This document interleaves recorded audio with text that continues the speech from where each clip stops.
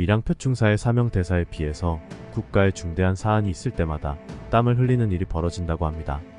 이 비석은 동학농민운동 때를 시작으로 1910년 한일강제병합, 1919년 3.1운동, 1945년 해방, 1950년 6.25 전쟁 등 굵직한 역사적 사건 때마다 많은 땀을 흘렸다고 합니다. 3.1운동 때는 지금 기준으로 100리터 넘는 양의 땀을 흘렸다고 합니다.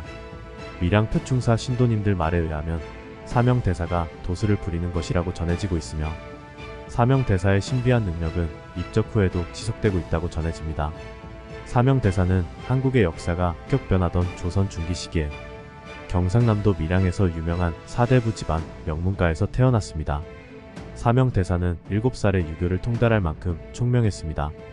그의 어린 시절은 특권으로 가득 차 있었지만 어린 나이에 비극이 닥쳤습니다. 사명대사는 15세의 어린 나이에 사랑하는 어머니를 여의고 이듬해 아버지도 세상을 떠나 고아가 되었습니다. 상실감에 절망한 사명대사는 영적인 길을 통해 위로와 답을 찾았습니다. 18세에 그는 인생을 송두리째 바꿀 일생일대의 결심을 합니다.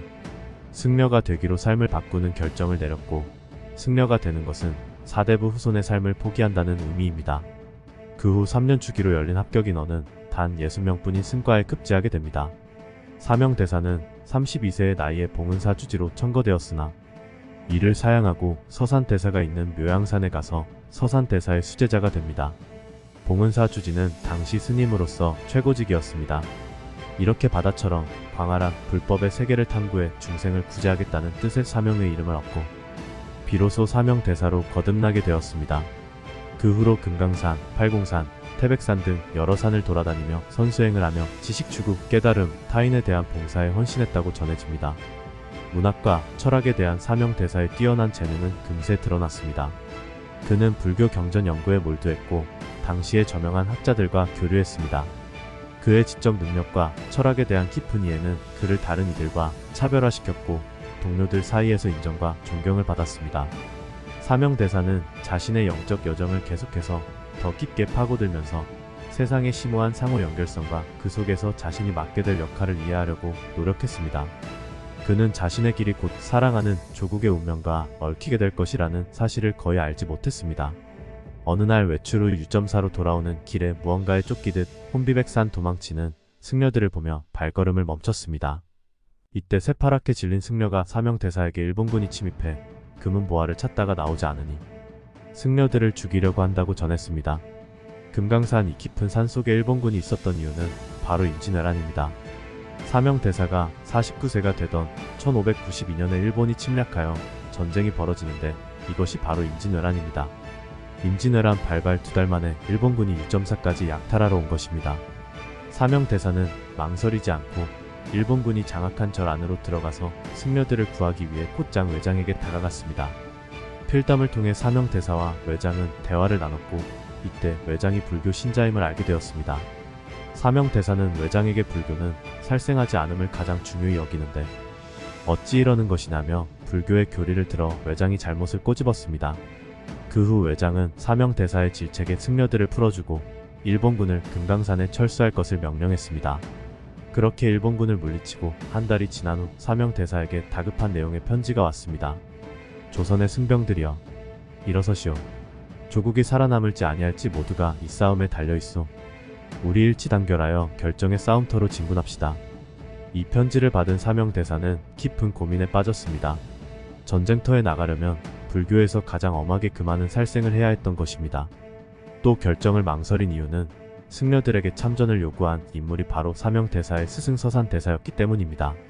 선조의 명을 받고 서산대사는 전국에 있는 사찰에 참전하자는 편지를 보낸 것이었습니다. 이렇게 사명대사는 전쟁터에 나가겠다고 결심을 하고 스님들을 불러 모으면서 지금 이처럼 어렵고 위태로운 때를 만나 어찌 가만히 있겠느냐며 스님들을 설득했습니다. 사명대사는 불교의 계율을 어기는 것보다 우리 백성을 외면하는 것이 더 큰 죄라고 본 것이었습니다. 그렇게 사명대사는 200여 명의 의승군을 모으고 조선의 운명이 걸린 평양성으로 향했습니다. 200여 명으로 출발한 의승군의 숫자는 뜻이 같은 승려들이 하나둘씩 모여 평양성에 도착할 때 1000여 명이 되었습니다.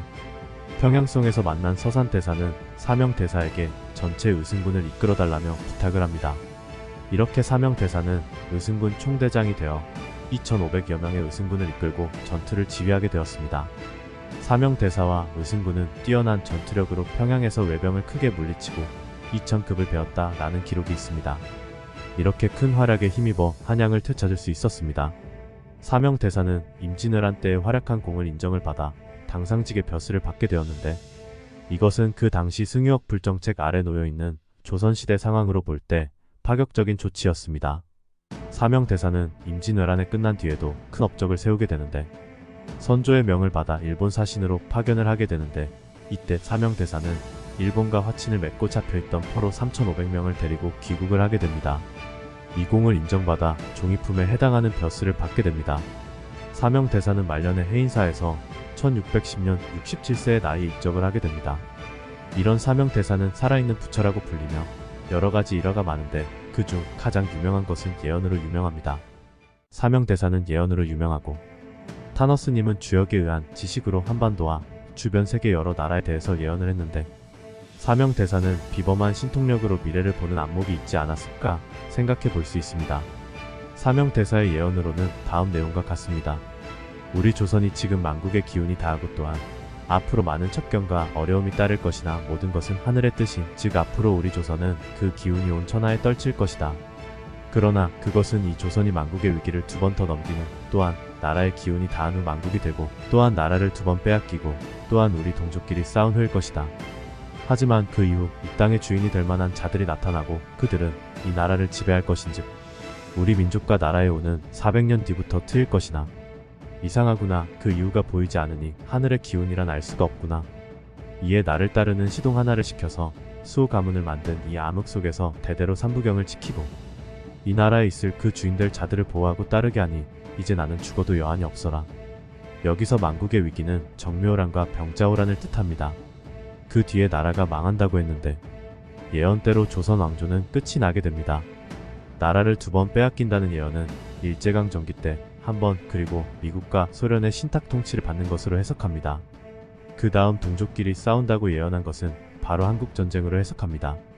사명대사가 예언한 시기인 임진왜란으로부터 400년 뒤에는 한국의 운이 트인다고 말했으니 약 1992년부터 1998년이 해당이 됩니다. 이 시기는 알다시피 대한민국이 아주 힘든 IMF 시기를 극복하고 선진국으로 도약할 시기로 볼 수 있는데, 일제침략과 6.25 전쟁, 정말 정확하게 예언이 들어맞았습니다. 사명대사는 임진왜란 후 400년까지만 예언을 하시고 그 이후는 보이지 않는다고 얘기했습니다. 여기에는 2가지 해석이 있습니다. 너무 먼 미래라서 사람의 힘으로 바꿀 수 있기 때문에 가늠할 수 없다고 해석하는 측면이 있고, 또는 너무 먼 미래라서 보이지 않았던 것이 아닐까라고 추측하기도 합니다. 400년 이후는 현재 살고 있는 대한민국이며, 타너스님도 지구의 대재앙을 예언했습니다. 매년 너무나도 충격적인 일들이 벌어지고 있는 현재 시대에 불확실한 미래를 예측하기 어려울 정도의 비극적인 일들이 있는 미래여서 보이지 않았을 것이라고 불려지고 있습니다. 그럼 다음 시간에 더 흥미로운 주제로 찾아오겠습니다. 영상이 마음에 드셨다면 구독, 좋아요 부탁드립니다.